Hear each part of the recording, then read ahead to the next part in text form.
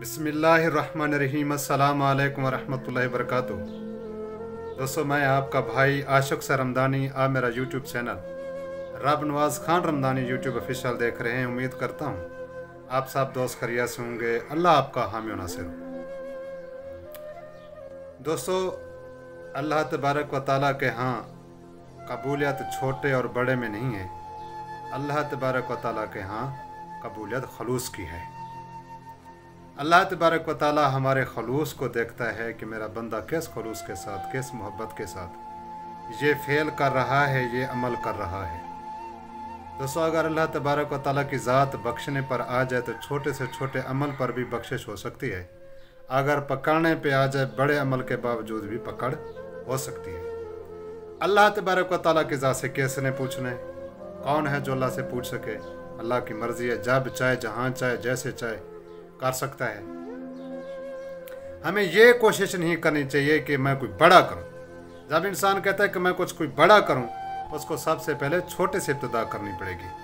कोई ऐसा शख्स नहीं है कि कहे कि मैंने बड़ा काम पहली मरतबा ही अदा कर दिया। हाँ, नामुमकिन नहीं है, लेकिन मुमकिन भी नहीं है, क्योंकि इब्तिदा क्या होती है, छोटे से होती है।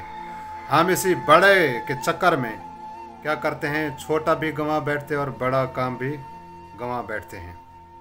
इसलिए दोस्तों, हमें क्या करनी चाहिए, इब्तिदा छोटे से करनी चाहिए। अगर अल्लाह तबारक व तआला बख्शने पर आ जाए तो एक काफरा को, कुत्ते को पानी पिलाने पर भी बख्श सकता है। अगर पकड़ने पे आ जाए तो एक मोमना को, ईमान वाली को बिल्ली मारने पर भी क्या कर सकता है, पकड़ सकता है। अल्लाह से किसने पूछना है? अल्लाह गफूर और रहीम है, वो बादशाह है, वो कुदरत वाली ज़ात है, जो चाहे, जैसे चाहे, जहाँ चाहे कर सकता है।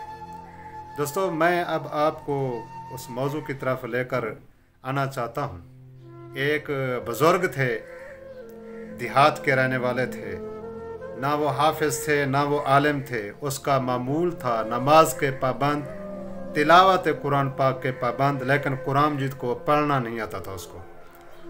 वो क्या करते थे, कुरान मजीद कैसे पढ़ते थे? लफ्ज़ों के ऊपर हाथ फेरते थे। जब वो लफ्ज़ों के ऊपर हाथ फेरते थे तो उसकी आंखों से बेसाख्ता आंसू निकलते। वो रोते थे, गिड़गिड़ा कर रोते थे। खैर दोस्तों, कुछ दिनों के बाद अल्लाह को प्यारे हो गए।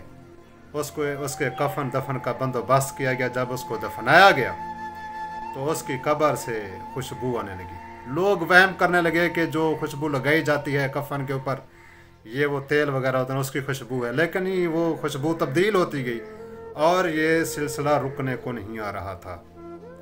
सारे परेशान हो गए कि ये कोई बात और है। वो इस बात पे परेशान थे कि इसका कौन सा अमल था जिसकी वजह से ये इसको मकाम और मर्तबा मिल रहा है, इसकी कब्र से खुशबू आ रही है। खैर, एक दिन उसका बेटा एक अल्लाह वाले के पास गया, उसको ये सारा माजरा सुनाया कि ये बात है। तो उस बुज़ुर्ग ने कहा कि आपके अब्बू का कोई घर में कोई फेल।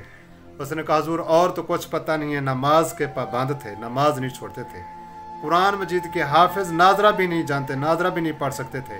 लेकिन एक खासियत थी मेरे अब्बे के अंदर, वो कुरान मजीद जब पढ़ते थे तो उंगल फेरते तो आंसू जारी हो जाते थे, बेसाख्ता रोते थे।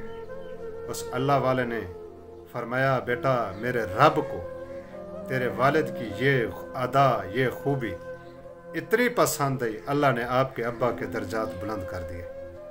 दोस्तों, कितनी खूबसूरत बात है। हाँ, हम कहते यार हमें कुरान पढ़ना नहीं आता। हाँ, नियत तो करें, बैठे तो सही, उठाएं तो सही अल्लाह के कलाम को। अल्लाह के कलाम को देखना भी क्या है, सवाब का काम है। हम इसी नियत के साथ उठाएं कि हमें देख कर इसको क्या आएगा, सवाब आएगा। तो अल्लाह तबारक व तआला गफूर और रहीम ज़ात है, बख्शने वाली ज़ात है। उम्मीद करता हूँ दोस्तों मेरी ये वीडियो आपको अच्छी लगी होगी। अगर अच्छी लगी हो, लाइक करना, शेयर करना, कमेंट के ज़रिए मुझे अपनी राय का इजहार ज़रूर करना। अगर पहली बार आए हैं चैनल पर, सब्सक्राइब ज़रूर करना। अल्लाह हाफिज़।